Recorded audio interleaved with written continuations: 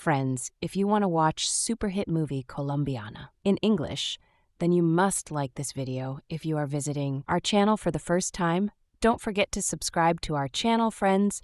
In today's video, the movie we are going to talk about is called Colombiana. We will talk about what this movie is and where you can watch it all. Interesting facts about this movie in today's video. I am going to tell you, I am also going to give you all the information on which platform or on which satellite channel you will get to watch this movie.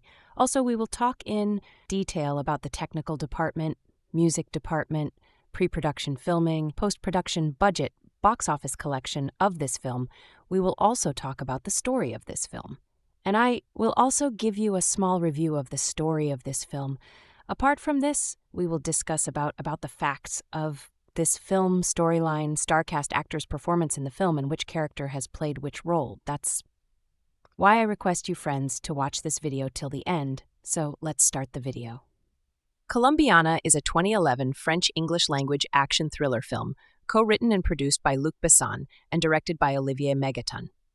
The film stars Zoe Saldaña, with supporting roles by Michael Vartan, Cliff Curtis, Lennie James, Callum Blue, and Jordi Mollà. The film is about Catalea, a 9-year-old girl in Colombia whose family is killed by a drug lord. 15 years later, a grown Catalea seeks her revenge. The film had a generally unfavorable reception from critics, but Saldaña's performance and action sequences were praised. It grossed $63.4 million against a $40 million production budget. Plot: in 1992, in Bogotá, Colombia, drug baron Don Luis Sandoval sends his enforcer Marco and a gang of armed men to kill his gang member Fabio Restrepo and his family because Fabio has defied him by trying to leave his prolific drug crime activity behind. Fabio gives his 9-year-old daughter Catalea a smart media computer memory card loaded with information on Don Luis's business and tells her it's her passport.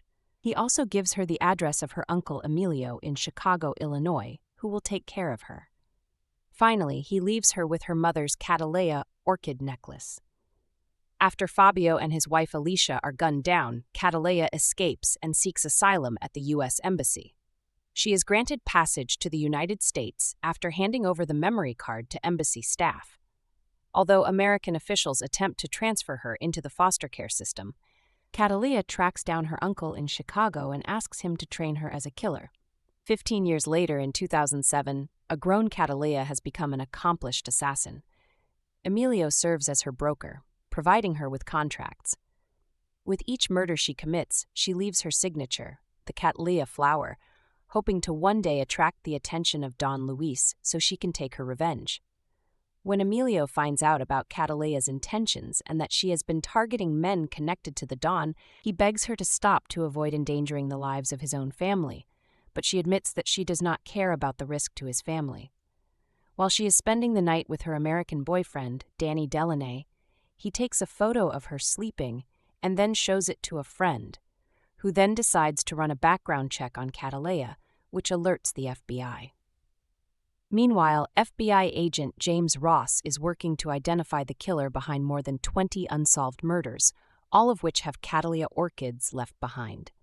He gets a pin on Catalea's photo from the background check and orders her arrest, but Catalea escapes and reaches out to Emilio, only to find that she has indeed caused the brutal slaughter of Emilio and his entire family.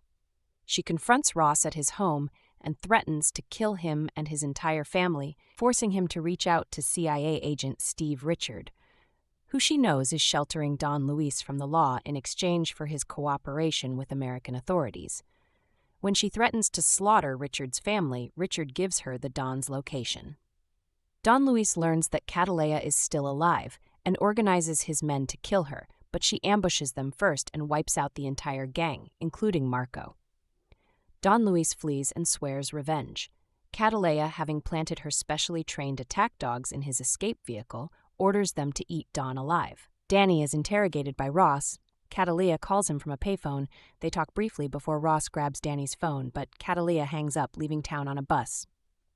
Cast Zoe Saldaña as Catalea, a contract killer who seeks revenge when her drug-dealing father and mother are murdered by their criminal associates. Jordi Mollà as Marco, Don Luis's main enforcer and the man who executed Catalea's parents while she watched.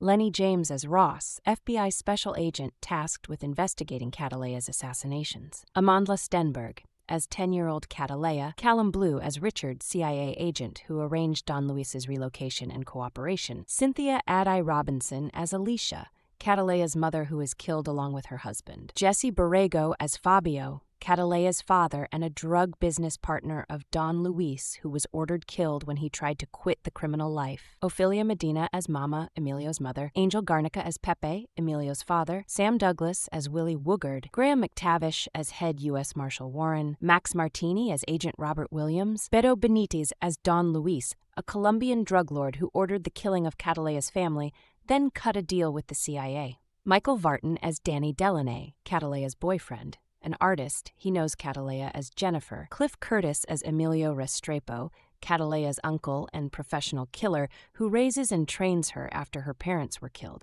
Production: the script for Colombiana was based on Mathilda, which was originally written by Luc Besson as a sequel to Léon the Professional. After a disagreement with the Gaumont Film Company on how to proceed with the film, Besson and director Olivier Megaton reworked the script into a standalone film. Filming began in August 2010 in locations including Chicago, New Orleans, Mexico, and France. The film was produced by Besson's EuropaCorp company, and the script was written by Besson and Robert Mark Kamen. David Martin Jones, in an essay written for Senses of Cinema, stated that the film was likely to have been perceived by audiences to be an American Hollywood production, noting that aping the look of a Hollywood genre film with a non-US twist had been used in previous European films. Reception. Critical response. On the review aggregator website Rotten Tomatoes, 28% of 107 critics' reviews are positive, with an average rating of 4.9/10. The website's consensus reads, "Zoe Saldaña has the chops, but she's taken out by erratic and sloppy filmmaking." Metacritic, which uses a weighted average, assigned the film a score of 45 out of 100 based on 22 critics, indicating mixed or average reviews. Christy Lemire of the Associated Press reviewed Colombiana, writing that the director of La Femme Nikita and The Fifth Element serves as co-writer and producer here, but this is very much a spin-off of his brand, a continuation of the kind of stereotype and gravity-defying characters he's made his name on. Colombiana feels more hammy and muscular, though, but knowingly so, and that's what makes it solid, late summer escapist fun. Betsy Sharkey of the Los Angeles Times wrote, "This B-movie blast of bloody blam blam is the latest chapter in the Luc Besson book of badly bruised lovelies who are better not crossed. What he began in 1990 with Nikita followed with Léon in 94 and 97's The Fifth Element, the last written with Robert Mark Kamen, who co-wrote Colombiana with Besson. He refines in Colombiana." Claudia Puig of USA Today wrote, "This is a showy flower of an action film. Saldaña doesn't get much of a chance to emote, but her action skills blossom." Jordan Mintzer of The Hollywood Reporter said that there are guilty pleasures to be had in this frenzied bee starring Zoe Saldaña, who gives an acrobatic performance that makes the overcooked material watchable. Controversy. A nonprofit group called Poor Colombia criticized the film, saying that it stereotyped Colombia in a negative way. Carlos Macias, president of Poor Colombia, claimed that the film is proof of a total lack of creativity in Hollywood. When asked about the situation in an interview, Saldaña said, "Shame on them? I don't know. I wish I knew how to address stupid, unintelligent comments, but I don't. I'm not a stupid person." The following year, in an essay published in Senses of Cinema, David Martin Jones focused on a different aspect of the South American character, believing that the film provided a different perspective concerning immigration and international wealth inequality. He notes that a character from the global South wreaks havoc on the wealthy and corrupt in the global North, offering a different perspective than is usually seen in a Hollywood blockbuster. Box office. Colombiana grossed $36.7 million domestically, United States and Canada, and $26.8 million in other territories, for a worldwide total of $63.5 million against a budget of $40 million. It opened at number 2 in the first of its 3 consecutive weeks in the top 10 at the domestic box office. Sequel. At the 2015 Cine Europe, when the production house EuropaCorp announced upcoming films, it mentioned that Colombiana 2 was in development. while Saldaña responded to an interviewer in 2017 that she wouldn't mind reprising her role as Catalea. As of 2024, no such sequel exists. Movie review: Colombiana. Author extraordinaire and scholar of violent fiction Matt Funk has recently lamented the loss of mass appeal of crime cinema in 2011. A part of me wants to agree with him, but another part wants to blame the lack of quality of Hollywood's action blockbusters for this regrettable situation. And the latter part is talking louder to my conscious brain. I don't really care about things blowing up all over my screen if there's no John McClane walking through the wreckage to be there on time to pick up Holly and the kids. I had high hopes that Colombiana wouldn't buy into cheap thrills after seeing the trailer. I always fancy female action movies as they are a nice change of pace from the male angst-ridden bullet fests I usually watch. Despite being technically sound, Colombiana did not live up to my expectations at all. Seeing who is behind it now, I wonder why I got my hopes up in the first place. Colombia is an awful place to be a criminal. In Olivier Megaton's movie, working in Bogotá's drug market is like working public function in the U.S. You're more likely to be on somebody's payroll than to become Scarface. It's a little racist, but I can deal with that. Catalea Restrepo, Saldaña, learns this the hard way when her parents are murdered by the henchmen of Don Luis, Beto Benitez, back when she was a child. That moment defined her whole existence. She goes on a U.S. exile to her uncle Marco Jordi Mollà's place and learns the quirks of being an assassin. By the time she turns 24, she is a stone-cold, highly skilled professional who works for her uncle, but she is devoured by her need for vengeance. All of her life has been building up that moment where she would cross path with Don Luis again. I have two main problems with Colombiana. First of all, Catalea Restrepo isn't exactly a female protagonist as much as she's a male fantasy. She's sexy, athletic, performs killings worthy of Sam Fisher's admiration, fucks without calling back, or almost, and devotes her life to kicking ass and taking names instead. Secundo, this movie really messes with my suspension of disbelief. While the action is slick and well filmed, there were many of those wait a minute moments where my good intentions towards Colombiana were seriously challenged. For example, that escape she made from Don Luis's goon through the streets of Bogotá, where child Catalea, Amandla Stenberg, looked like an Olympic hopeful for the gymnastics team more than your average privileged 9-year-old. I can believe a 9-year-old to be savvy and streetwise, but being actually more savvy and streetwise than seasoned killers that are plot relevant? Come on. It's bad and it's just one example. It's sad and very fucking frustrating because Colombiana has its moments. Some scenes gripping and beautiful. For example, towards the beginning of the movie, Catalea is going on a job in Mexico where she was to eliminate a fraudulent banker type. It's one of the best filmed action sequences I've seen in 2011. The way it's scripted, the way the tension goes up, it's brilliant. There are few of those scenes in Colombiana, showing that this story had potential. I know I'm asking much of the Olivier Megaton-Luc Besson team, who has provided us great movies like The Transporter 3. While Besson used to write good movies, The Fifth Element, the Taxi series, the last decent script he wrote was for Taken in 2008, and the keyword here is decent. I can't really recommend you to watch Colombiana, but if you're caught with it in a social situation, it's a frustrating viewing, but it has its moments. It's technically sound and visually beautiful, but the script is plagued with most issues that have been plaguing Hollywood action scripts since the beginning of the 21st century.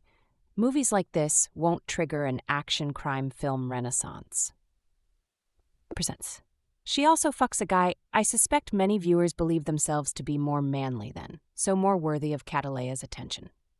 By that, I mean that Catalea's pursuers were important characters, not that dumb cannon fodder type that die by the dozen in Rambo and Die Hard movies. Entire essays, books even, can be devoted to describing Zoe Saldaña's beauty. Everything from her eyes and sun-kissed skin to her perfectly toned body makes her every man's epitomic woman. And Oliver Megaton's Colombiana was clearly devoted for an actress of her picturesque appearance.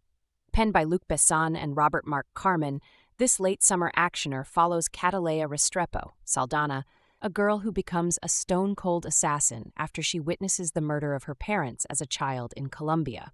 But before being shot down by Don Luis's, Beto Benitez, ruthless cronies, a crew that includes Marco, played by Jordi Mollà, who describes himself as a very good family friend, her father, Fabio, Jesse Borrego, hands the schoolgirl a flashcard, which he explains is her passport, an address that leads to the U.S. Embassy and a Catalea orchard-shaped medallion. Escaping to Chicago, she ends up with her uncle, Emilio, Cliff Curtis, who trains her to be a professional hitman. However, Catalea isn't driven by money, but rather revenge, and paints an orchard in lipstick on each of her victims, hoping that it'll attract the attention of the mobster who slayed her family. But by the end of the film, she doesn't only accomplish getting their attention, but also gets the law, led by a determined Special Agent Ross, Lennie James, hot on her trail. We've become accustomed to the idea of a lady killer, but at the same time, there hasn't been a smart female lead in the role. The actresses cast are handpicked for their sexiness, but for the most part, their personalities seem to have been lost in the process. Needless to say, Catalea is a dolt.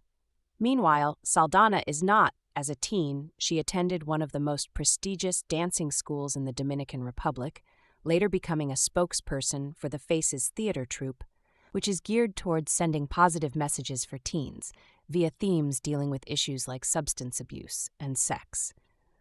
Why would the actress accept the role, then? I assume as a performer, it must have been an exciting opportunity to lead in a major blockbuster. By way of bad luck, the criminally underwritten Colombiana was not the right career move. Treating her as a hot commodity instead of a human being, the filmmakers make her into an incredibly attractive cardboard cutout.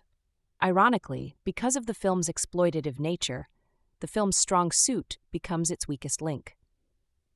But womanhood is not the only thing that Megaton seeks to corrupt. The innocence of childhood is just as high up on that list. The first action sequence involves an adolescent Catalea forcing a knife down a gunman's hand, running through the streets in her uniform, carefully avoiding gunfire as she parkour-style jumps through a marketplace. It ends with the child stuffing her fingers down her throat, vomiting out Fabio's SD drive and picking through the bile to find it. From there, Emilio pays off the local principal, trying to get his niece out of a life of crime, but she insists, telling him that she wants to be a killer. His response, for whatever reason, is to open fire on a crowd of civilians, in front of the school no less. Personally, I'm always weary about filmmakers using children in ultraviolent situations. Usually it's done without merit, has no relevance to the plot, and is just cruel to make audiences watch. For this reason, it's fortunate that Colombiana sports a tame PG-13 rating. For the most part, the action sequences are conventional. The film seeks to once again prove the strength in numbers theory false. And by Hollywood's grace, no amount of lead can stop the hardened protagonist. Bullets fly, and Catalea effortlessly sidesteps them. C4 detonates, but she reappears at the top of a very long flight of stairs, and guards look away the exact second that she's seen on camera.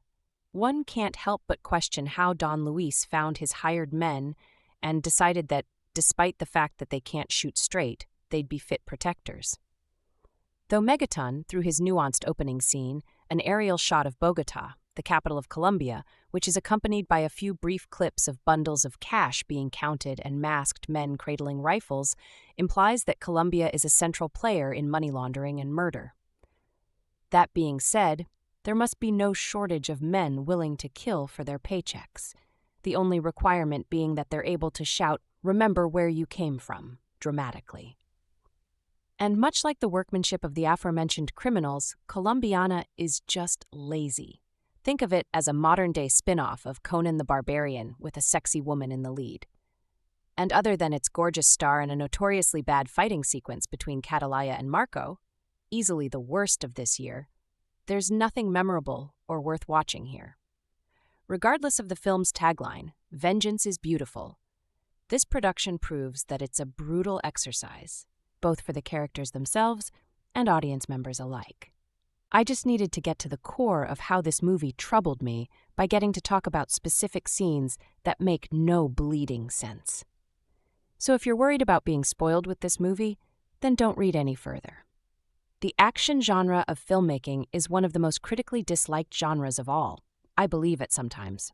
While over the years some form of criteria has been assembled as to what makes a good action sequence, it's always made the story to be a problem rather than a friend. And therein lays the biggest problem with Colombiana. What this film is meant to do, it does well, for the most part. The film's general, glorified, overly meticulously designed, almost impossible assassination sequences are great to watch and they're fun. You sit in your seat staring at the big screen ahead of you, with your face emoting shock as you see tiny little Saldaña work her way through the smallest of cavities of a building or using the most mundane of objects as the linchpin of her assassination scheme. So I find it almost unfair to complain about the things that didn't work in this movie, since it's all the things that never seem to work in 90% of the action films out there. Its logic and story structure is a complete mess. There are so many scenes where characters say things that make almost no sense and do things without much consequence that you can't imagine how they were ignored. Catalea, Zoe Saldaña, decides after seeing her mother and father murdered, by whom I can only assume is the big drug kingpin in Colombia, that she wants to become a killer so as to be able to enact revenge. Part of her grand scheme is, since she doesn't know how to find her parents' killer, to smoke them out by marking each of her amazing murders with a message that only she and these men would understand. However, since it's such a peculiar detail, the authorities refuse to release it to the press until 4 years later. Now, you would imagine that either the police would use the same logic for why, 4 years later, they decide to release this information a lot earlier, therefore pushing the story along, or Catalea would realize that this message isn't getting out and do something different. There's a scene where Emilio, Cliff Curtis, shoots randomly around a school in broad daylight on a whim to prove a point to young Catalea. I find it immensely hilarious how he never has to worry about the police or anyone seemingly staring directly at him as he takes his time to expose his reasoning for why Catalea needs to do things his way. Also, there's a romance ongoing with Catalea and Danny, Michael Vartan, that makes almost no sense. We don't see the beginning of it, and it's very obvious that Saldaña's character is using this man just for sex, pretty much. However, it's also obvious that this man wants more, and it seems that this arrangement, i.e. shamble of a relationship, and has been going on for a few months at least, due to the way they interact. Who is his friend that immediately sends a photo of his supposed girlfriend to the DMV for identification without thought? This makes no sense other than a painfully obvious plot point used to get the police closer to Catalea. When the talking ends and the bullets start whizzing by, the film is fun enough to truly enjoy. The only problem with that is that when it's time for Catalea to exact her revenge, the action film style changes from this exact science of a killing to a free-for-all brawl that Saldaña enters into, and immediately, due to chaotic filmmaking, the action becomes too hard to decipher, that it's almost unbearable. Colombiana is a 2011 action thriller starring Zoe Saldaña as Catalea Restrepo. It chronicles her story after she witnesses her parents' murder as a young girl in Bogotá. The trauma transforms her into a professional assassin as she is determined to hunt down and murder the mobster responsible for her parents' deaths. The trail of tragedy and romance is brought to life thanks to an incredible screenplay, co-written by Luc Besson and directed by Olivier Megaton, Taken 2, Taken 3. The film was only recently added to Netflix's catalog, but it has already risen to the top 10 of streaming. Asserting its enduring cinematic appeal, Catalea Restrepo, who is named after a Colombian orchid, is the 9-year-old daughter of Fabio, Jesse Borrego, a Colombian man working for the drug baron Don Luis Beto Benítez. Fabio has defied Don Luis by trying to escape his life of crime with his family, and Don Luis orders them assassinated. Fabio gives Catalea a memory card containing information about Don Luis's operations, along with the address of her uncle Emilio, Cliff Curtis, in Chicago. He tells her to get there by any means necessary. Fabio leaves her with her mother's Catalea orchid necklace, her namesake flower. Marco, Jordi Mollà, Don Luis's second-in-command, kills Fabio and his wife. Before he can kill Catalea, she stabs him. The orphaned girl escapes and vows to avenge her parents' deaths. Catalea seeks asylum at the U.S. Embassy and is safely transported to America. She dodges attempts to place her into foster care and successfully tracks Emilio down. When she finally meets him, she tells him to train her as an assassin. 15 years later, the 24-year-old Catalea has become a deadly contract killer working for her uncle Emilio. We watch her pose as a drunk driver to infiltrate a prison where one of her targets, the notorious gangster Gennaro Rizzo, a fifth Ben Badra, is being held. Catalea travels through the vent, kills Rizzo, and returns to her cell. The next morning, she is released. As with her previous murders, she leaves her signature lipstick drawing of a Catalea orchid on her victim to get Don Luis's attention. Emilio learns that Catalea has been choosing victims linked to Don and leaving a signature to alert him. He tells her to stop to avoid endangering their family members' lives. Catalea refuses, and Emilio relieves her of her contract-killing duties. The FBI is also on Catalea's trail. And, with a growing number of unsolved murders on their hands, they solicit the public's help to find the Colombian orchid killer. Don Luis is currently in a witness protection program overseen by the CIA when he learns that Fabio's daughter is alive and well in the United States. He orders Marco and other operatives to find Catalea before she can find him. Catalea goes to spend the night with her American boyfriend, Danny Delaney, Michael Vartan, and he takes a photo of her sleeping. He later shows it to a friend, Ryan, Billy Slaughter, who decides to run a background check on Catalea, sending the image to his sister-in-law, a police clerk. Meanwhile, Detective James Ross, Lennie James, the FBI agent working on the unsolved murders, gets a pin on Catalea's photo from the background check. He orders her arrest, and her location is traced. However, Catalea escapes through the garage. She reaches out to Emilio, only to discover that he and his entire family have been tortured and killed by Don Luis's men. A devastated Catalea then confronts Ross at his home, threatening to kill his wife and children if he doesn't tell her where Don Luis is. Ross is forced to meet with CIA agent Steve Richard, Callum Blue, who knows where Don is being held in exchange for his cooperation with the American authorities. Richards resists at first, but when Catalea fires a warning shot through his bulletproof office window with a sniper rifle, he discloses Don's location. Catalea secures the floor plans of Don Luis's mansion and kills all the guards on the premises. Next, she confronts and kills Marco, stabbing him in the neck after a violent scuffle. During the ensuing chaos, Don Luis escapes in a van. Catalea calls Don on Marco's phone, but he laughs and vows that he will have his revenge. She had preemptively placed 2 attack dogs behind Don's seat in his escape vehicle, and on her command they mauled Don Luis to death. We last see Danny being interrogated by Ross, who later realizes that Danny cannot be charged with any crime. Therefore, he is released. As soon as he steps outside, Catalea calls him from a payphone. But their final exchange is bittersweet as they know that with the nature of her life, they can never truly be together. She tells him he can ask her 3 questions, but he doesn't use them all. Instead, the last thing Danny tells her is, "I love you." He makes no attempt to learn more of her secrets, only that he still loves her, despite her status as a wanted woman and the terrifying events they have just been through. They can live freely as long as they are willing to stay apart.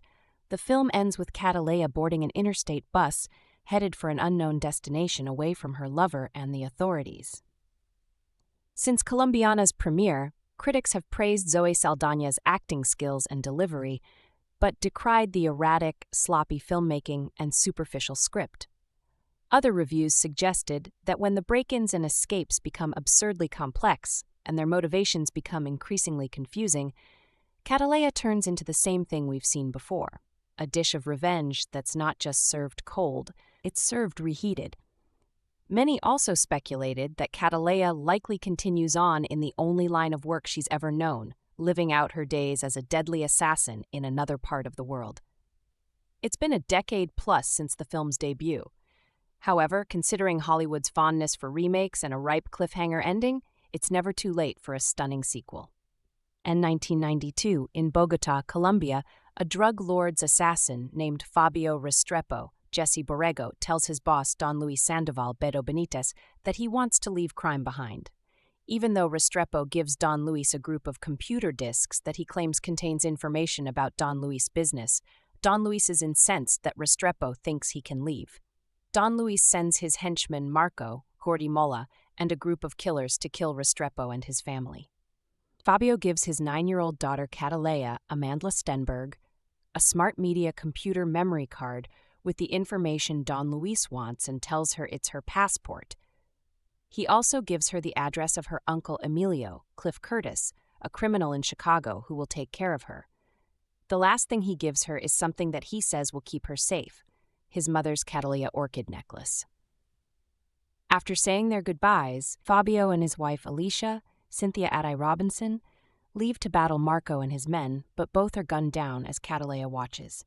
Marco tries to manipulate her into giving the information, but when he asks what she wants, she stabs him in the hand with a knife and replies, "To kill Don Luis," and escapes. She makes it to the U.S. Embassy and gives the information in exchange for a passport and passage to the United States. She escapes from the airport through a bathroom window and takes a bus to Chicago. Once she finds Emilio, Catalea asks him to train her as a killer. 15 years later, a 24-year-old Catalea, Zoe Saldaña, has become an accomplished assassin. Her uncle serves as her broker, providing her with contracts. She is assigned to kill the notorious gangster Gennaro Rizzo, Afif Ben Badra, who is currently in police custody. Implementing an elaborate plan, she gets herself arrested while dressed in a disguise. She manages to escape from her cell with tools she hid in her disguise, travel through the ventilation system, kill Rizzo, and return to her cell. The next morning she is released. As with her previous murders, she leaves her signature, the Cattleya flower, which is a message to her ultimate target, Don Luis. After learning about this Colombian orchid, FBI Special Agent James Ross, Lennie James, can now link this case to more than 20 other cases. As a last resort, the FBI decides to inform the public about Cattleya's calling card. Don Luis, who is currently in a witness protection program overseen by CIA agent Steve Richard, Callum Blue, realizes that Fabio's daughter is in the U.S. and orders Marco, whose hand still hurts, and his operatives to find her. Emilio is furious when he learns Cattleya has been killing with a signature, since she has thereby put her relatives in grave danger.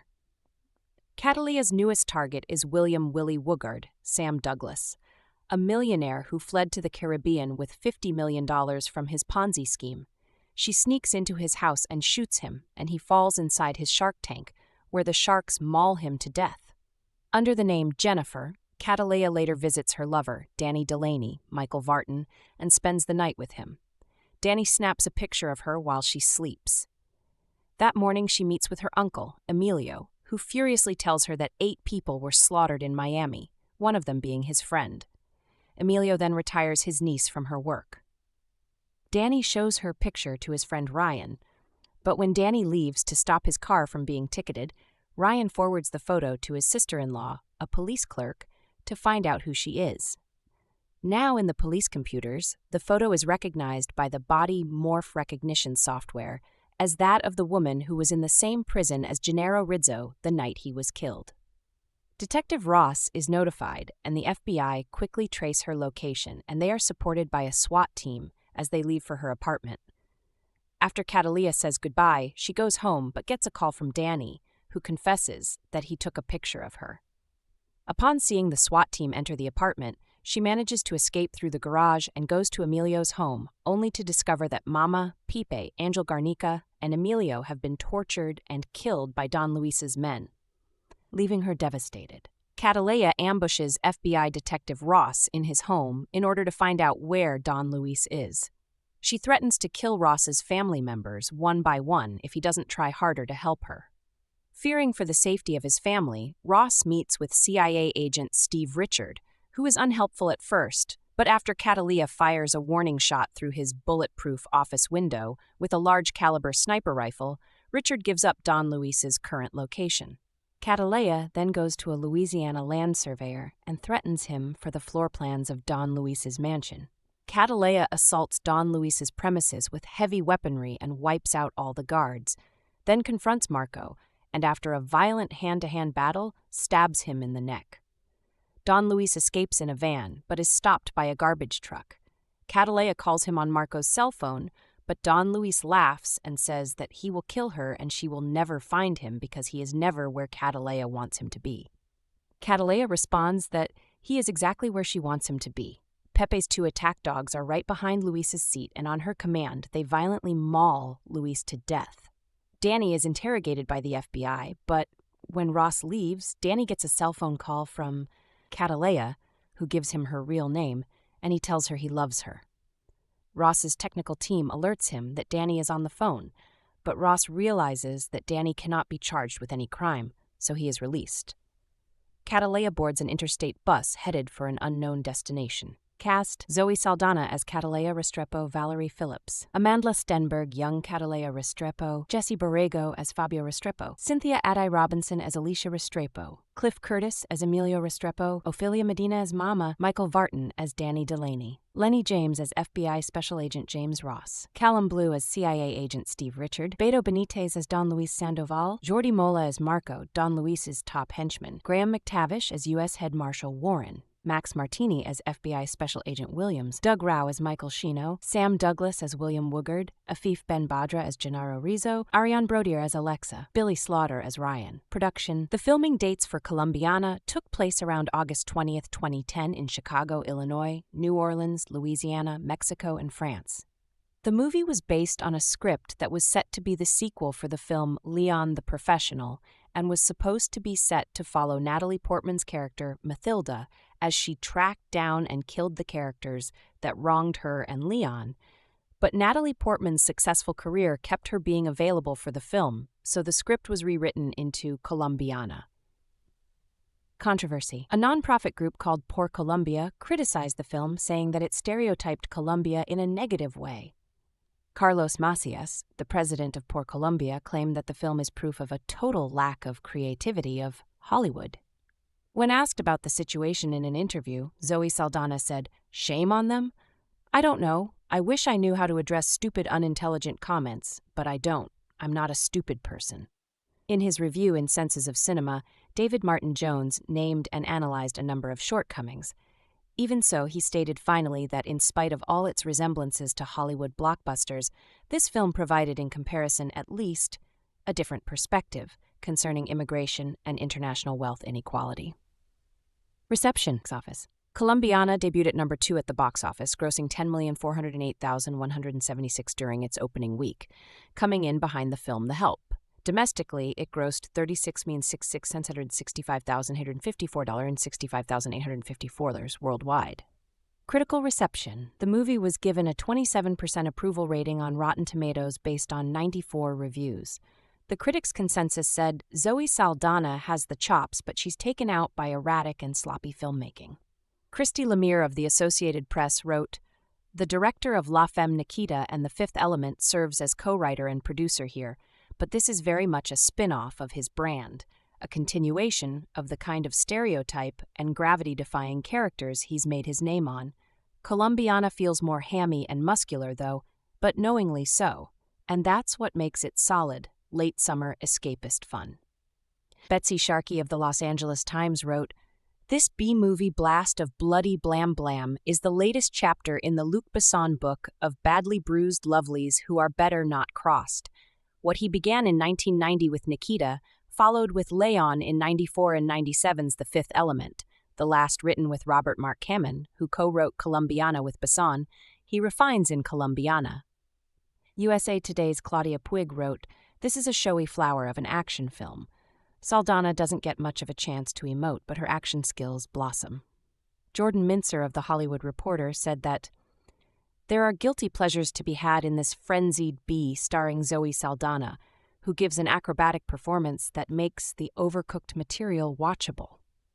Entertainment Weekly gave the film a C grade, saying, "Colombiana is silly fun at first, but as her break-ins and escapes grow absurdly complex, and her motivations increasingly muddy, it turns into the same silly stuff we've seen before, a dish of revenge served not so much cold as reheated." Slant Magazine's Nick Shager said that Zoe Saldaña is such a sultry and surprisingly heartfelt executioner that she often finds a way to make this by-the-numbers genre retread feel, if not fresh, then at least sporadically electric.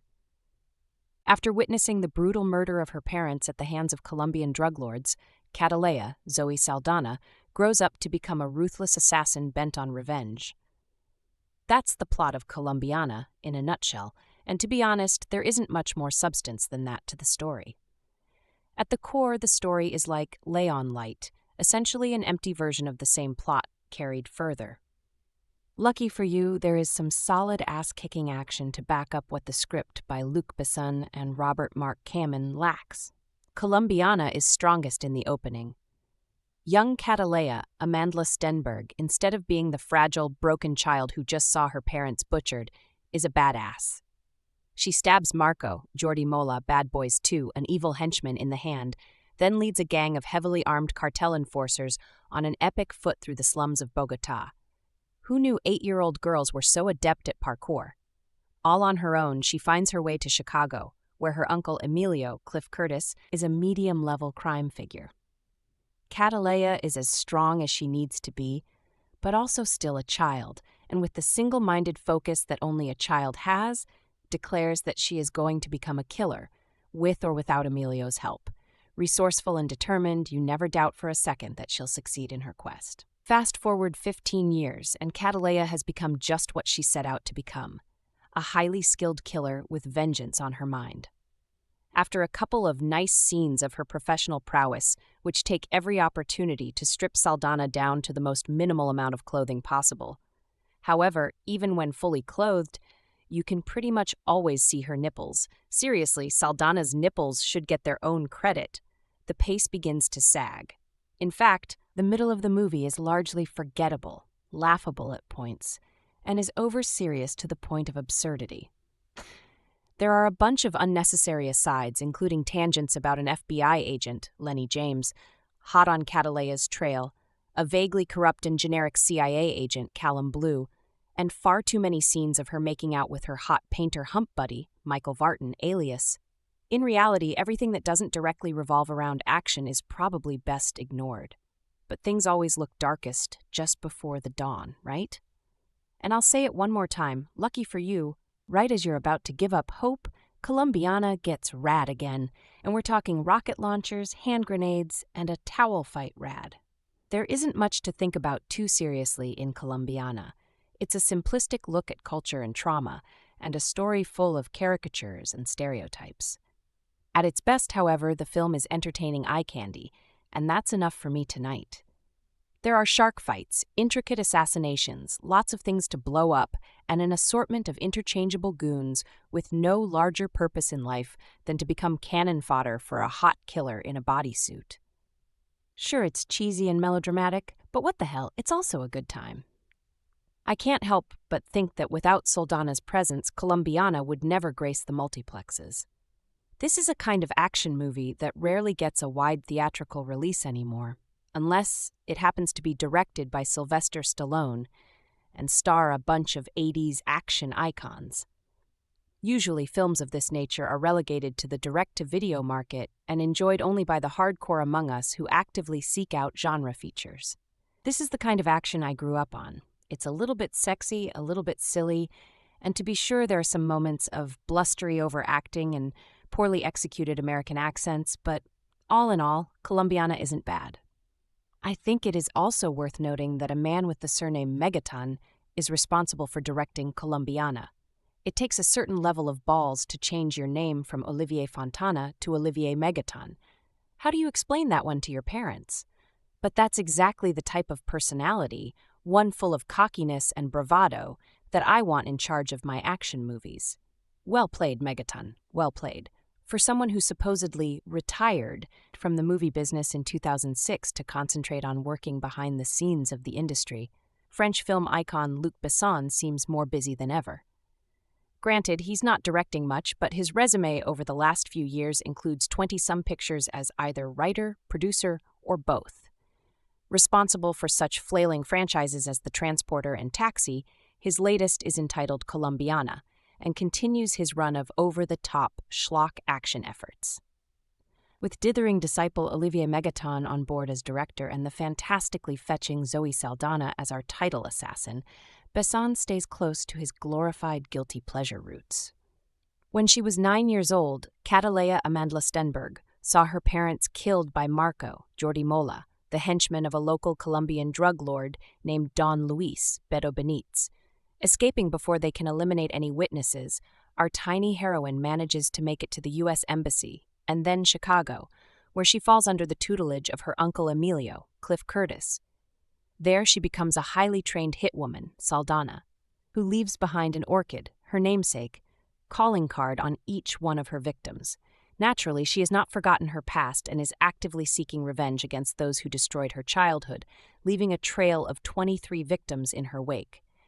This gets the interest of FBI Special Agent Ross, Lennie James, who believes the flower symbol is the work of a tag serial killer.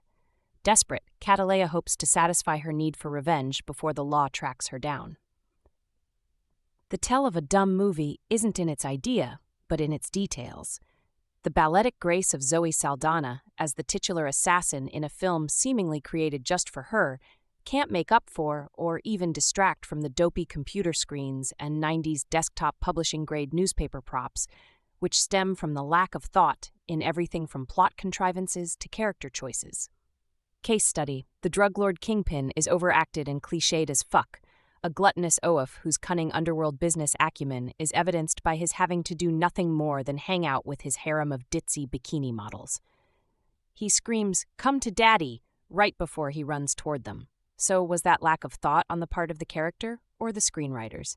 Not before he's foreshadowed the bloodthirsty small sharks, giant piranhas, in his glass-covered pool, which now absolutely tells us this is how he'll die.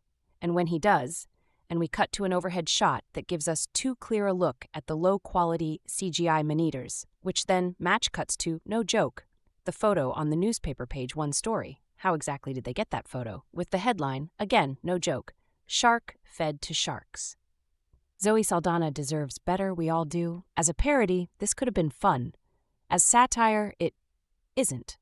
The Michael Bay light cinematography, while strikingly stylish in its lighting, color palette, and art direction, suggests the filmmakers weren't drawing inspiration from the deepest of wells. Co-screenwriter Luc Besson may have a cult following, but his body of work is mixed at best. But hey, Bay's movies make money, and there's clearly an audience for those, so what do I know? That's what you want. You want me to teach you how to be a killer? Sure, no problem. High-octane, hyper-real, over-the-top action is a tricky genre to get right. When it's really right, you get the amazing, batshit-crazy fun of movies like Crank or Shoot 'em Up or The Raid 2. When you get it wrong, you get pretty much every other attempt at high-octane, hyper-real, over-the-top action.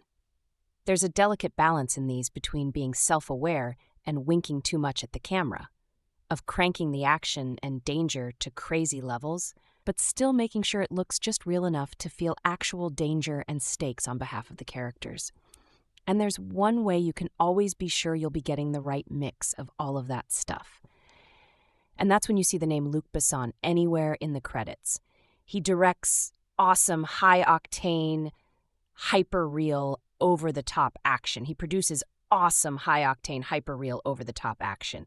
And in the case of Colombiana, he writes awesome, high-octane, hyper-real, over-the-top action. Sometime in the mid-90s, in South America, Kat Amandla Stenberg witnesses the slaying of her drug-trafficking parents. In a great scene of parkour action through the tiny streets of Bogota and an almost slum shanty town, she escapes to the American embassy, where a computer disk given to her by her father works as a passport to America. Once stateside, she escapes her chaperones and finds her way to her uncle Emilio, Cliff Curtis, in Chicago. Here, the 10-year-old Kat declares all she wants is to learn how to be a killer. 10 years later, and Uncle Emilio has obviously made her wish come true. Because now, Catalea is a cold-blooded expert assassin played by Zoe Saldaña. Bent on revenge and in no way softened over the years, Catalea is out to take down anyone and everyone connected to her parents' murder in Colombia. And one by one she gets closer to her goal, as Colombiana dishes one amazing assassination set piece after another. What I liked most about Colombiana is its refusal to get bogged down in plausibility and details. There's no training montage. Once we see adult Catalea kicking ass, we just believe those years of training that happened off-screen. When she has access to an FBI agent's phone and uses it to assault a CIA agent's seemingly secure office, we just assume she has the technical skill and high-level contacts needed to arrange this kind of thing. There's no time to see them planning and all that minutia, and there's no need. Colombiana, ludicrous and overblown and insane. It's also awesome, high-octane, hyper-real, over-the-top action. Colombiana is a popcorn thriller with a twist. The hitman is a woman.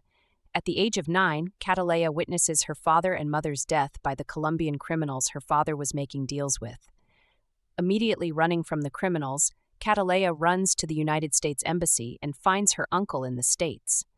Catalea learns her whole family has been in the killing business, including her uncle, who decided to kill because his son was killed. Knowing this, Catalea begs her uncle to teach her how to be a killer. Years later, Catalea has killed 23 people, and the Colombian criminals who killed her parents figure out she's coming for them. Colombiana is completely focused on killing for revenge. While it's mostly entertaining, the movie's strong pagan worldview sends immoral messages. The stress of loyalty to family is the one and only good point, but it's not developed in a way that would make this a more inspiring, uplifting experience. Colombiana also has some foul language, sensuality, and very strong violence. There are certainly better, more inspiring action movies out there this summer than Colombiana, such as Captain America, Papa CBLLVVVSSNAADDM. Very strong pagan worldview with some church scenes and images of the cross, and heroine attends church to see her grandmother, but she herself has no personal faith. 17 obscenities, 4 strong profanities, and child vomits. Very strong violence includes child stabs man shoots at car for no reason, many people machine gunned down, house destroyed by bomb, large car runs over and totals other car, man beats other man. Sharks eat man to death. 2 sex scenes plus kissing, upper male nudity, girls in scantily clad outfits, girls in underwear, woman undresses multiple times but just her back is shown, alcohol use and drunkenness, smoking and smoking hookah, and revenge motif throughout, lying, emphasis on loyalty to family is not redemptive. Colombiana is a popcorn thriller with a twist. The hitman is a woman, Catalea, played by Zoe Saldaña. The whole plot is based on revenge, with very little redemptive values besides a stress on family loyalty. At the age of 9, Catalea witnesses her father and mother's death by the Colombian criminals with whom her father was dealing. Immediately running from the criminals, Catalea runs to the United States Embassy to hand over a chip that has all the contact information for the top criminals in Colombia. The embassy provides Catalea with a passport and flies her to the States, where she makes her way to find her uncle.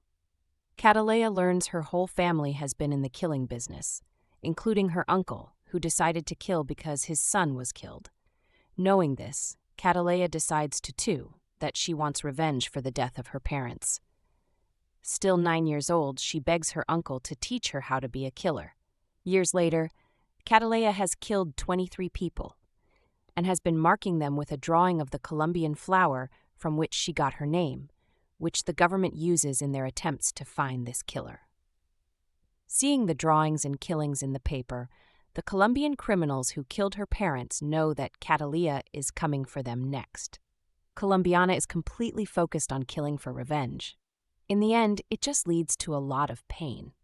Completely alienating everyone she knows and focusing only on killing, Catalea leads a lonely life, and there are no signs of asking for forgiveness or redemption. Colombiana is entertaining with your basic action thriller storyline, but the strong pagan worldview sends immoral messages. The stress of loyalty to family is the one and only good point in Colombiana, but it's not developed in a way that would make this a more inspiring, uplifting movie. Colombiana also has some foul language, sensuality, and very strong violence. In the movie Colombiana, 10-year-old Catalea, Zoe Saldaña, witnesses the harsh murder of her parents by a drug lord. After a series of suspenseful events, Catalea ends up moving from Bogota, Colombia, to Chicago, Illinois with her uncle. The movie skips forward to when an older Catalea is an assassin, refusing to rest until she avenges her parents. I watched Colombiana when it hit theaters back in 2011 and was overjoyed when the film arrived on Netflix. I find Zoe Saldaña to be a very convincing actress, and her performance in Colombiana was true to form. The little girl that plays Catalea in the beginning of the movie was also amazing. I want to be as independent as that character when I grow up. IMDb states that the movie is a triple threat of action, thriller, and drama. Even after all these years and the numerous times I have watched the movie, it still manages to get my heart pumping. The writers and directors, Luc Besson and Olivier Megaton, of the show did a great job of making the character of Catalea complex and believable as a person.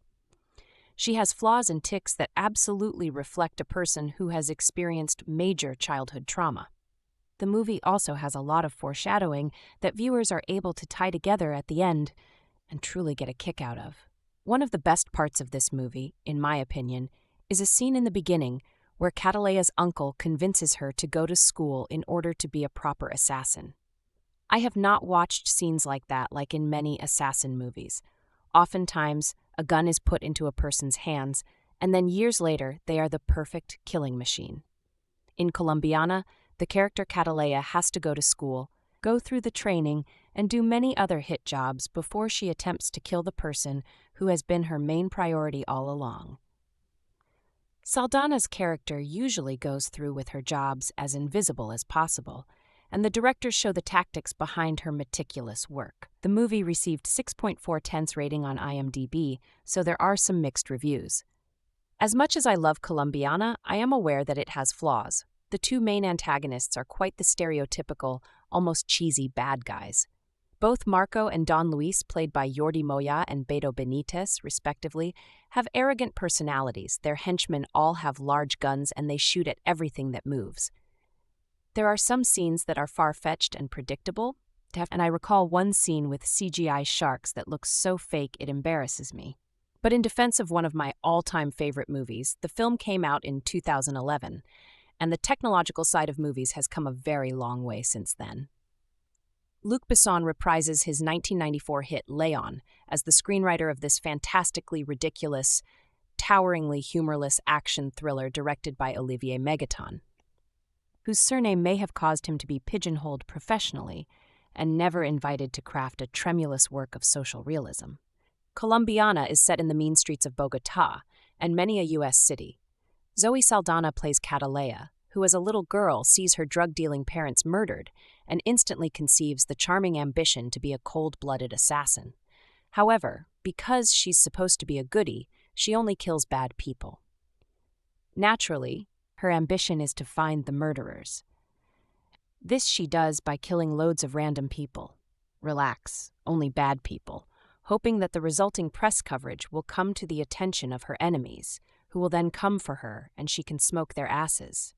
What a very laborious plan it sounds. Occasionally enjoyable in a silly way, but I have to say Besson's preoccupation with the little girl becomes killer trope is looking a little unwholesome.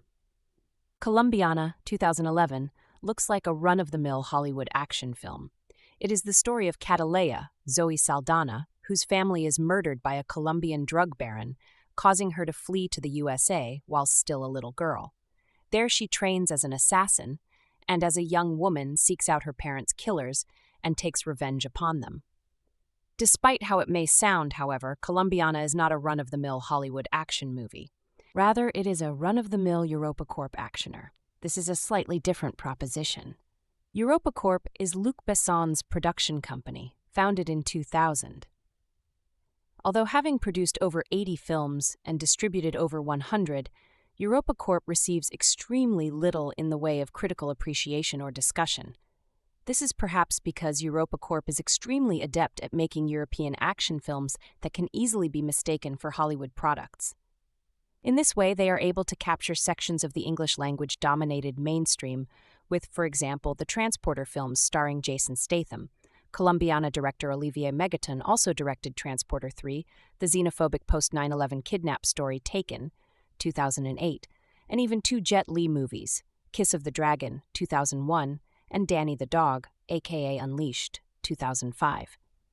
Colombiana, for its part, was made for $40 million, a large budget for a European film, which was, although low in comparison to many Hollywood blockbusters, at least sufficient to enable it to play in the higher-numbered screens in the multiplex. The reception Colombiana received in certain highbrow film journals reveals a great deal about why EuropaCorp films are often passed over in critical debates. For instance, the UK's Sight and Sound gave the film a negative review, noting of Besson's involvement in the film as producer and co-scriptwriter. It's depressing to recall that back before he turned himself into a trash-level production line, he was the writer-director of Nikita, 1990, and Leon, 1994. 1. This kind of judgment is perhaps to be expected of Sight and Sound, a journal which holds a very important ground for film culture, maintaining the importance of art cinema, even if this does at times involve a tendency to undervalue the commercial aspect of the auteur as label or brand. 2. Yet to find Colombiana wanting in this way, by criticizing its lack of directorial brilliance, is to miss what the film can reveal about both the international nature of mainstream film production and the ways in which certain European films can offer audiences a way to consider global geopolitics through the depiction of space.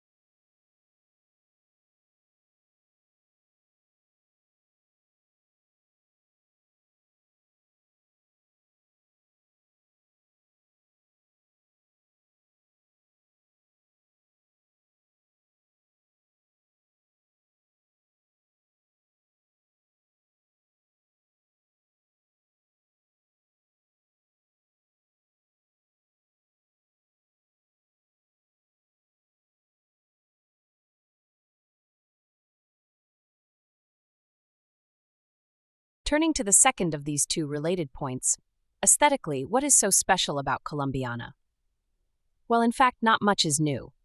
Colombiana uses a very old technique that has been deployed by European films at various points in history, of aping the look of a Hollywood genre film with a non-US twist. The handful of critics to focus on EuropaCorp all variously acknowledge how Besson's films inhabit generic formats associated with Hollywood, but offer an alternative view of the world. Rosanna Maule, for instance, considers the Taxi films a hybrid of the French comedy and the Hollywood action film. 3. William Brown discusses the way issues pertinent to disaffected youth in France can be addressed in Besson's actioners. 4. And Isabelle van der Schelden describes EuropaCorp as a post-national form of French cinema. In line with this body of work, but departing from the association of Besson's films with French society and culture, an approach which Colombiana definitely does not encourage, I would like to suggest that the use of space in this particular EuropaCorp film offers a different type of viewing pleasure for certain audiences worldwide, namely of a story in which a character from the global south wreaks havoc on the wealthy and corrupt in the global north.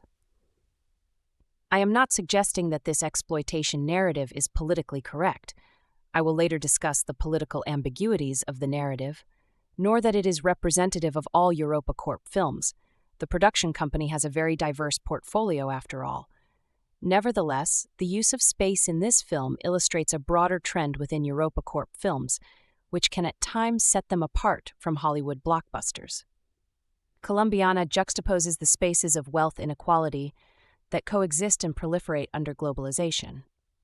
As I have shown elsewhere in relation to Danny the dog, for instance, This contrasting of the spaces of the rich and the poor as the alternating backdrops to action scenes demonstrates the wealth disparities of neoliberal globalization. This is perhaps the one saving grace of Taken, arguably EuropaCorp's most internationally famous film to date, which otherwise panders to or possibly even promotes U.S. paranoia in the wake of 9/11 by advocating a return to Cold War espionage, including the use of torture, in order to protect U.S. interests abroad. This extremely questionable political narrative is undercut to some small degree by the film's acknowledgement that the illegal trade in people for the sex industry thrives in Europe, under the noses of the developed world, as it were, due, in particular, to the freeing of trade across borders after the end of the Cold War. It is not just something that occurs in the so-called Third World, the film stresses. It is also our problem. In Colombiana, this exposition of space charts a movement across international borders that sees the USA infiltrated by a visitor from the Third World, the Latin American assassin seeking revenge for the murder of her parents, hunting down the perpetrators who are now living in New Orleans under the protection of the CIA. The spaces that Catalea passes through show precisely the difference between First and Third Worlds. Her journey begins in 1992, in a local neighborhood in Bogotá. The film opens with aerial shots of shanty towns intercut with footage of drug war-related crime, from which she must escape before crossing over into the USA to begin her training with fellow members of the Colombian diaspora in Chicago. Once a young woman, as an assassin specializing in killing wealthy criminals precisely as a retribution on the behalf of those they have exploited, embezzled, or killed to attain their wealth, she must again move seamlessly through spaces marked by contrasting wealth disparities. These include a prison, laundrette, and car workshop on the one hand, and a modern apartment building, bookshop, and various luxury mansions in the Caribbean and New Orleans, belonging to criminal masterminds on the other. Seen in this light, the references to certain of Besson's previous films, which have been woven into the script, in particular, The Little Girl Seeking Revenge of Leon, the female assassin's troubled love life of Nikita, and the free running of the Besson-produced Banlieue 13, 2004, whilst presumably intended to titillate film buffs who may recognize them and perhaps surprise more mainstream or younger audiences who may not, also serve an additional function. They provide a degree of agency for the peripheral Latin American figure as she negotiates her way from the global south, a free-running escape from the shanty towns of Bogotá, to the global north. Noticeably, once in the USA, Catalea travels mostly by bus in order to carry out her assassinations, operating beneath the radar of the CIA and FBI. In this way, a story that mirrors the trajectory of many immigrants forced to travel to the global north due to conflict or poverty is used in a way that, whilst as exploitative as we might expect from the genre, provides the chance of a rare, alternative viewing pleasure, revenge for the global south. In this, Catalea is the opposite of the martyr-like Maria at the center of the U.S. co-production Maria Full of Grace, 2004, about a pregnant Colombian drug mule who crosses over into the USA to find a new life there, and who is, by contrast to Catalea, a very passive character. Thus, whilst Colombiana literally translates as Colombian woman, and in this sense objectifies Catalea as an action film type, as we might expect from exploitation films, it also has the potential to suggest that she represents a population often rendered equally anonymous by immigration law and exploitative working conditions. For this reason, Colombiana is a very different type of French blockbuster to, say, Amélie, 2001, which appeals to both mainstream and art cinema audiences by wearing its national identity on its sleeve. Colombiana, by contrast, disguises its national origin to appeal to mainstream audiences who are most likely to consider the film a Hollywood production. However, in contrast to most Hollywood blockbusters, Colombiana acknowledges a perspective from the global periphery, in a story about a Colombian woman who crosses the border into the USA to wreak revenge on the corrupt and the wealthy in the global north for the crimes committed against her family in the south. In this, it is the inverse of Hollywood blockbusters like Hulk, 2003, or Man on Fire, 2004, which, in the post-9/11 world, see Cold Warriors returning to the Third World. to police it once again using the violent and brutal measures learned in the late 20th century.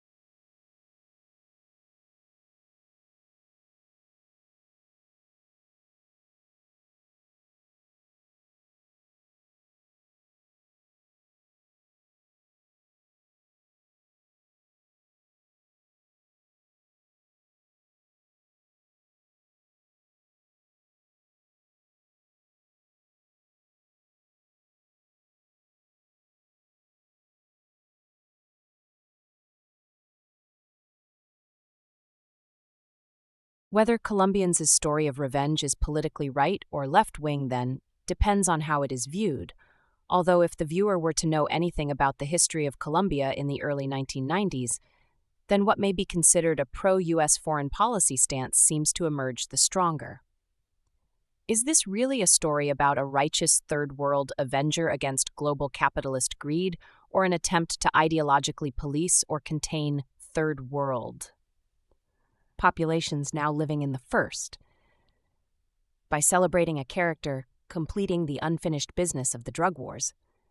Or again, does Cataleya's grief-fueled vengeance attempt to justify the continued need for U.S. Special Forces operating abroad, supposedly training people like her to fight back? More pertinently for this discussion, if it is one of the latter readings, which we might perhaps expect from a Hollywood film, does the fact that Colombiana emanates from EuropaCorp in France suggest that this ideological position is their own, or simply what they think U.S. audiences may appreciate? This terrain is too complex to provide any easy answers. After all, for those viewers who do not know Colombia's history, it is still possible to read Colombiana in a far less politically involved way, as a tale of third world revenge. This is perhaps not so surprising if we consider that EuropaCorp's strategy seems to be primarily to maximize profits by diversifying output, rather than to provide any sort of sustained geopolitical critique, or avocation for that matter, of U.S. global intervention. After all, a film like Kiss of the Dragon could be said to draw as much on Hong Kong action films as Taken and Colombiana do on the U.S. genre. Perhaps primarily for this reason, Colombiana is definitely not a considered study of immigration or global wealth inequalities, in the sense that Canana Films' Sin Nombre, 2009, or Miss Bala, 2011, are from Mexico. Nevertheless, this particular EuropaCorp action film offers the possibility of considering the world from a different perspective than is usually seen in a Hollywood blockbuster. This is the case even if this is a perspective offered from within the difficult-to-negotiate parameters of the necessarily spectacular, potentially negatively exploitative, and at best politically ambiguous confines of the mainstream action genre. In Colombia, 1992, Catalea is just a young girl when her parents are murdered. Before his death, her father gives her a microchip and the address of a U.S. embassy. Due to the valuable information within the data, Catalea is able to obtain passage to the United States. Upon landing in Miami, she finds her way to her uncle. She wastes no time in telling him that she wants him to train her how to become a killer. 15 years later, Catalea, Zoe Saldaña, is a trained assassin who draws her signature flower on all her victims, hoping to draw out her parents' killer. Despite her uncle's warnings, Catalea continues her hunt for vengeance. In between killings, she often visits an up-and-coming artist, Danny, Michael Vartan. Though he falls for her, Catalea keeps her distance and remains focused on tracking down those responsible for murdering her family.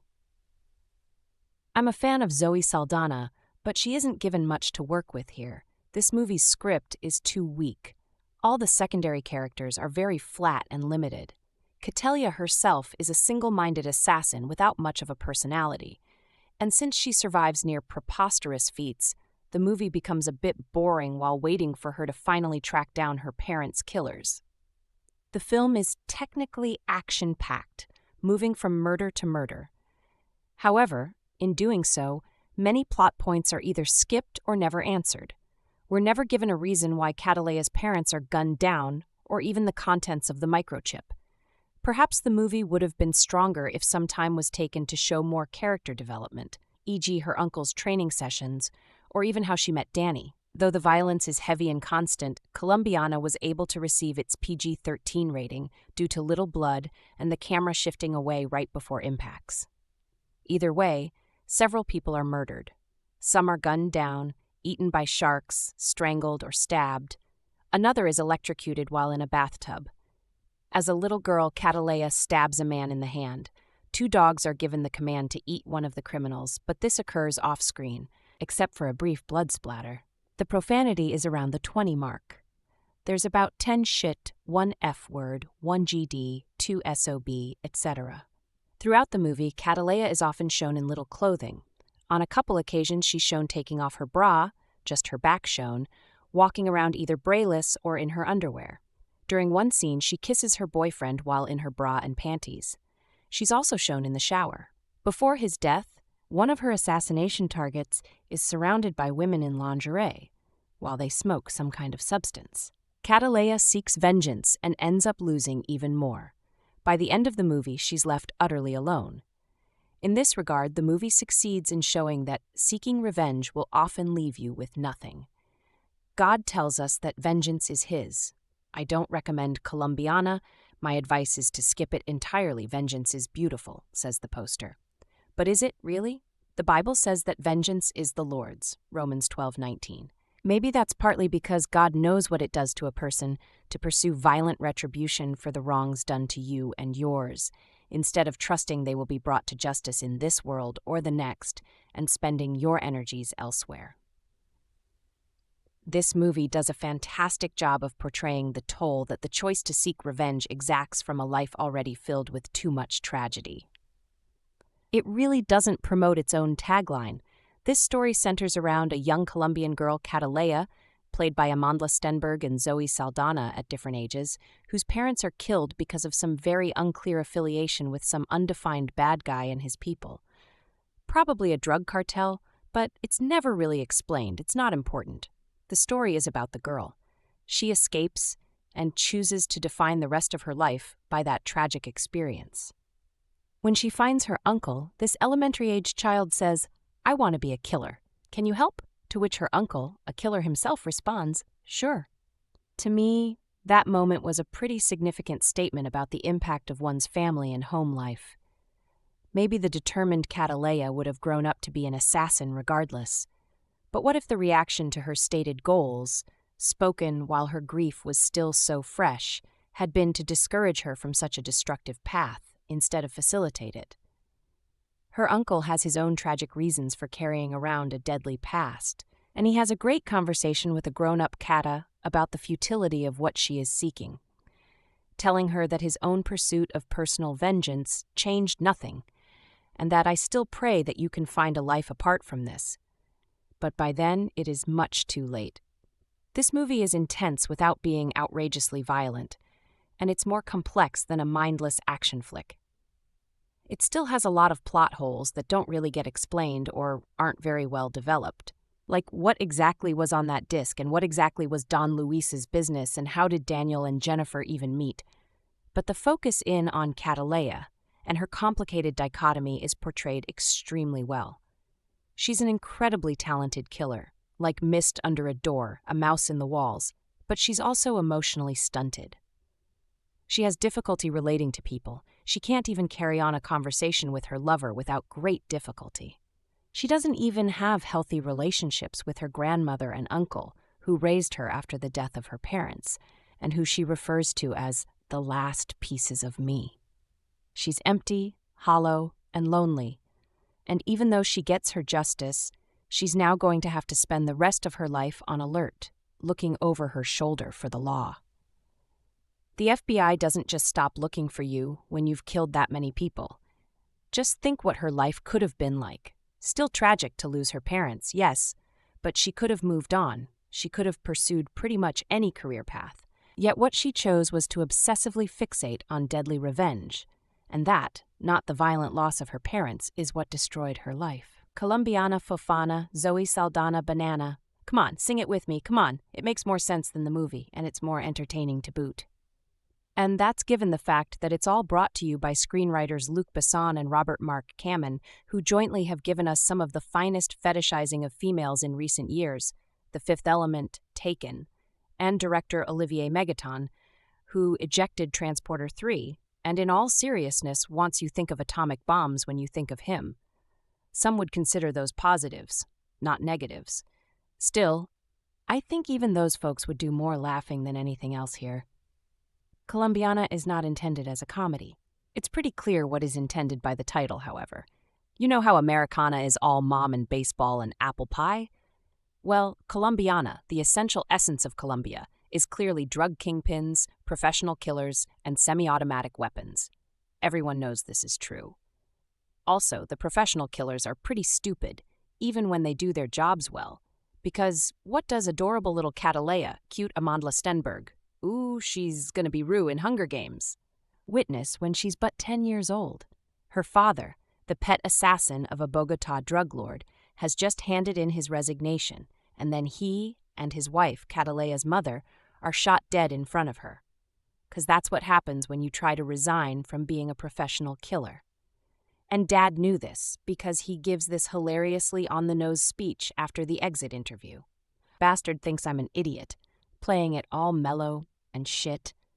If he would have yelled and screamed and threatened to kill my whole family, it would have been better. Dad knew what was coming, and he failed to, get his wife and child out of the country, or at least out of the apartment where they are known to live. It's astonishing that he survived in his line of work as long as he did. The only shocking thing about Colombiana, which is proposed as a non-stop, action-packed, emotional thrill ride of blood and mayhem and family tenderness, the thought that 1992 is 20 years ago. 'Cause that's when little Catalea escaped with her life and a determination to grow up and follow in Daddy's footsteps and become a professional killer and take vengeance upon those who murdered her parents. It's sweet, because her father's dying words are never forget where you came from, and she doesn't. It's so Colombiana. I'm sure the fine law-abiding people of Colombia are so proud. If I thought it was preposterous how a terrified 10-year-old is able to make her own way to Chicago from Bogotá, that's nothing to what happens once she gets there. And her uncle, Cliff Curtis, the last airbender push, does things like shooting up in front of dozens of witnesses, the neighborhood near the school he's just enrolled the kid in, just to make a point to her. It's a touching moment of family bonding.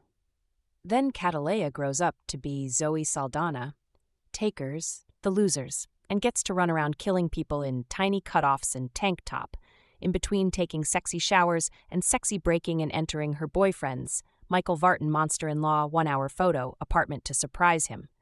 She kills people occasionally too, sometimes as a for-hire hitman partnered with her uncle. See, she never forgot where she came from, and sometimes just for fun, revenge for mom and dad. Often these escapades require that she have advanced knowledge of random events she couldn't possibly have planned for. But what the hell? She's a sexy assassin, and obviously psychic, too. It's all so cool. Never mind that it doesn't make sense.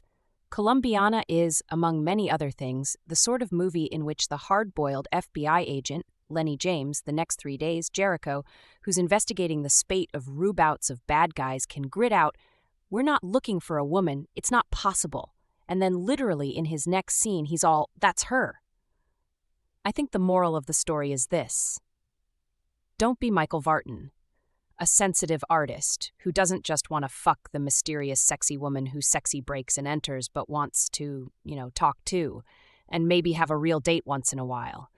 And definitely don't take a photo of your sexy, mysterious girlfriend while she's sleeping, because then some random unidentified asshole friend of yours might email the photo to his cop sister-in-law. Just to do a background check, like any friend would do, because she might turn out to be a professional killer. And then where will you be? I have difficulty believing that Megaton is director Olivier's actual last name. A disciple of Luc Besson, who co-wrote the script with Robert Mark Kamen, Megaton simply does not live up to the Hiroshima-leveling explosivity of his surname. Colombiana is one long mega-yawn. I'd have garnered more titillating thrills rewatching freckle-faced Rusky sex bomb Natalia Rudakova strut her leggy, sassy stuff in Megaton and Besson's Transporter 3. As it is, Zoe Saldaña, Uhura from the 2009 Star Trek reboot, Colombiana's assassin, Catalea, who's hunting her family's killers, is easy enough on the eyes. What's missing from this film is any sense of import, and suspense, and originality, and anything remotely resembling the action masterpiece that Besson in his younger days was known for. Remember La Femme Nikita? The last Besson film of any note to play in Austin was the gloriously unhinged District 13, Ultimatum, which wasn't even directed by Besson, though he wrote it. Colombiana's meandering story kicks off as the waifish Catalea, played as a child by Stenberg, witnesses the murders of her parents. They're somehow involved in the Colombian drug trade, although that's never explained to anyone's satisfaction, like most everything else in this film. 15 years later, that cat has relocated to Chicago and grown 9mm claws and a fetching penchant for black-on-black bodysuits. With the aid of her uncle Emilio, Curtis, she terminates 22 of the men involved in her family's demise before attracting the attention of Chicago Police Department Detective Ross, James. Few of the 22 kills are shown on screen, why bother, before the long but dumb arm of the law finally notices that this killer signs her bloody work with a lipstick-scrawled orchid, the Cattleya orchid, to be specific. Colombiana, despite its many explosions and some howlingly wooden dialogue, is an eminently forgettable actioner. Unlike Megaton's previous film, the aforementioned Transporter 3, it lacks any sense of self-deprecating humor, and Jason Statham, two huge setbacks for any internationally produced shoot-'em-up these days. Perhaps Besson will grow weary of helming the Arthur and the Invisibles franchise and grace us with Transporter 4 the Stathaming someday soon. Until then, it's strictly ennui time at Chez Besson. It's absolutely no surprise to learn Colombiana was inspired by co-writer and producer Luc Besson's script for the unmade sequel to The Professional. Besson's excellent 1994 dramatic thriller starred Natalie Portman as a 12-year-old girl who's just lost her family and falls into the arms of her next-door neighbor, who just so happens to be a professional assassin who teaches her the trade as she seeks her own revenge. However, to compare the two films is folly, as The Professional had substance, personality, emotion, style, and a character you could empathize with, because Besson wasn't more interested in blowing things up than telling a story. Colombiana Helmer Olivier Megaton, on the other hand, already proved story was of little interest to him in 2008 with Transporter 3. Here, he's improved a little bit, but in a situation where you're dealing with a 9-year-old girl spending the next 15 years of her life training to become a killer, all in a search for revenge, you can't help but have a little emotion in your story, along with random dance sequences and a bit of impromptu sex. I mean, Come on, he's only human. To be fair, Colombiana isn't any worse than any other film of its sort. Ludicrously fast-paced without much purpose, and when it slows down for random beauty shots, such as slow-motion shower scenes or even a pillow fight between a group of scantily clad escorts, none of it means anything. Here the FBI doesn't knock a door down, they blow it the F up, as this is just another one of today's commercial-driven PG-13 actioners, and while some can be better than others, Colombiana is just one of those below-average ones that sits at the bottom of the barrel on its way to the bottom of the bargain bin. Zoe Saldaña, Avatar Star Trek, plays Catalea, the young girl I told you about in the lead.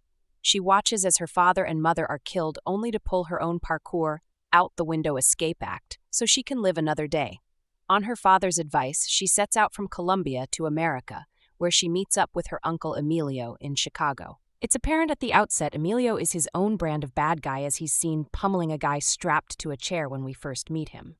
We don't know why, but I like to think it's because he ate Emilio's last popsicle without asking. Rude. The nature of the film takes a turn when Emilio asks Catalea what she wants to be when she grows up. The little 9-year-old answers, a killer. The audience laughs, but not Emilio. His response, okay, so he takes her off to school, a notion Catalea rejects before he teaches her a lesson by shooting wildly into traffic, and a large group of passers-by, sending a car crashing into a fire hydrant and pedestrians ducking for cover. Don't worry, it's okay, no one died. The police show up, Catalea has learned some kind of lesson, what exactly I'm not so sure, and they walk home free and clear. Just another day with Uncle, now let's go get a popsicle. Flash forward 15 years later, and Catalea is a professional killer, and as the victims start piling up, she's tagging each one with a similar message, hoping the man that killed her father will finally realize she's after him and come out of hiding. The FBI and CIA get involved, things get hairy for a bit. Catalea has sex with a guy, Michael Vartan, who thinks her name is Jennifer. He takes her picture and blah blah blah. Stuff happens. It's all very routine, and as each scenario plays itself out, you watch with a stone face, not surprised by a thing you are seeing and simply hoping something entertaining will happen. There's a crazy scene with some sharks that's more funny than exciting because it's so dumb. A sex scene with Vartan where he tells her, "Let me this time," asking for permission to take the lead and be the one to take her shirt off. And the film's climactic fight scene that apes every Bourne fight scene you've seen, particularly the towel in Ultimatum, the pen in Identity. In short, there's nothing new to see here, only a red dot. Moment in a CIA office actually generated any level of excitement out of me, but it was over before it even started. Saldaña is a talent, and one of these days I think she's going to get a role and finally be recognized the way she should have been with Avatar. However, roles like this aren't going to help her on her way. I can understand having a little fun and taking on an action role where she gets to be the badass in charge, but at least choose the scripts a little more wisely. As for this Megaton guy, he really needs to sit back and search for some kind of originality because the 2 films of his I've seen play like a greatest hits record. The only problem is, outside of the Bourne films, he's stealing from similarly like-minded PG-13 junk. I can't say I'm too excited to see what he does with Liam Neeson in Taken 2. Directed by Olivier. Megaton written by Luc Besson. Robert Mark Kamen, produced by Luc Besson. Ariel Zound starring Zoe Saldaña, Jordi Mollà, Lennie James, Michael Von Cliff Curtis. Cinematography, Roma Loris, edited by Camille Delmar. Music by Nathaniel Messi. Production companies, Europa TF1 Films Production, Grive Productions, Canal Plus. Distributed by EuropaCorp Distribution. Release dates July 27, 2011 in France. August 26, 2011 in United States. September 9th, 2011 in United Kingdom. Running time, 108 minutes. Country FR, languages English, Spanish. Budget, $40 million. Box office, $63.4 million. So guys, this is the review of Colombiana, a movie, and some information about it. How do you like our today's video? Please let us know by commenting. And if you like this video, please like it, share it, and don't forget to subscribe to our channel. Thanks for watching.